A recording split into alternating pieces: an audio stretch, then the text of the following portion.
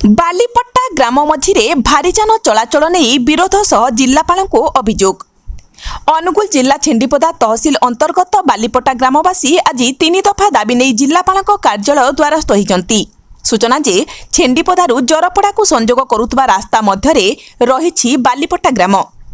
ବାଲିପଟ୍ଟା ଗ୍ରାମ ଦେଇ ଆଜିକୁ 1 ମାସ ହେବ ସନ୍ଧ୍ୟା ସମୟରେ କୋଇଲା, ପାଉଁଶ, ଆଇରନ୍ ବୋଝେଇ ଟ୍ରକ୍ ଯାତାୟାତ କରୁଥିବାରୁ ବିଭିନ୍ନ ସମୟରେ ଗ୍ରାମବାସୀମାନେ ହଇରାଣ ହରକତ ହେବା ସହ ଧନ ଜୀବନ ହାନି ହେଉଥିବା ଅଭିଯୋଗ କରିଛନ୍ତି। ଏନେଇ ଆଜି ଗ୍ରାମବାସୀମାନେ ଏକତ୍ରିତ ହୋଇ ଜିଲ୍ଲାପାଳଙ୍କ କାର୍ଯ୍ୟାଳୟ ଦ୍ୱାରସ୍ଥ ହୋଇ 3 ଦଫାର ଦାବି ପ୍ରଦାନ କରିଛନ୍ତି। ଯଦି ଦାବି ପୂରଣ ନ ହେବ ତାହେଲେ ଆନ୍ଦୋଳନ ହେବ ବୋଲି ଗ୍ରାମବାସୀ ଚେତାବନୀ ଦେଇଛନ୍ତି।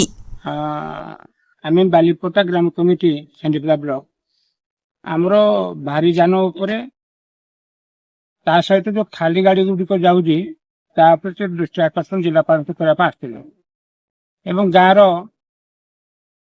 ଦରଖାସ୍ତ ଦେଲୁ ଯେ ଯୋଉ ଗାଡି ଗୁଡ଼ିକ କୋଇଲା ଲୋଡ କଲା ପରେ 63 ନମ୍ବର ଜାତୀୟ ରାଜପଥରେ ଏବଂ ରାଜ୍ୟ ରାଜପଥରେ ଯାଉଛି, ଯୋଉ ଗାଡି ଗୁଡ଼ିକ କୋଇଲା ଯାଉଛି ସେ ଗାଡି ସେ ବାଟରେ ଆସୁ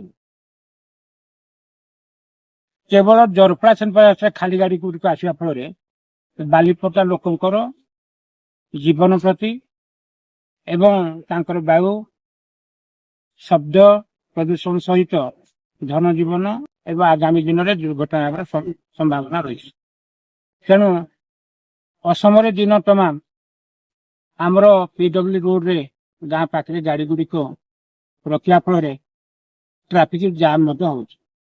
ତେଣୁ ଆମେ ଚାହୁଁଛୁ ଯେ କମ୍ପାନୀ ବିରୋଧ କରୁନୁ, କମ୍ପାନୀ କୋଇଲା ନଉ କିନ୍ତୁ ନିର୍ଦ୍ଦିଷ୍ଟ ଭାବରେ ସ୍ୱତନ୍ତ୍ର ରାସ୍ତା କରି ନଉ କିମ୍ବା ଆମ ଧନ ଜୀବନ ଏବଂ ସଡ଼କ ଠାରୁ ଆରମ୍ଭ କରି ସମସ୍ତଙ୍କ ସୁରକ୍ଷା ଦିଗରେ ଦୃଷ୍ଟି ଦେବା ପାଇଁ ଆମେ ଜିଲ୍ଲାପାଳଙ୍କ ନିକଟରେ ଦାବି ଜଣାଇବୁ ବା ଅନୁରୋଧ କରି ଜଣାଇବୁ।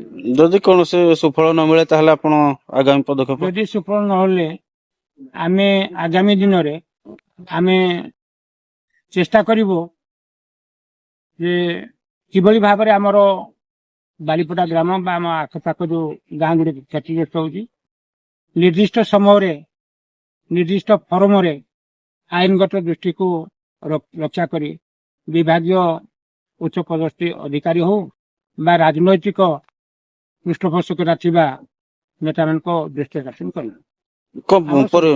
ପରିଚୟ ଆଜ୍ଞା? ମୋର ପରିଚୟ ହେଲା ସନତ କୁମାର ଗଣନାୟକ, ସଭାପତି ବାଲିପଟ୍ଟା ଗ୍ରାମ କମିଟି।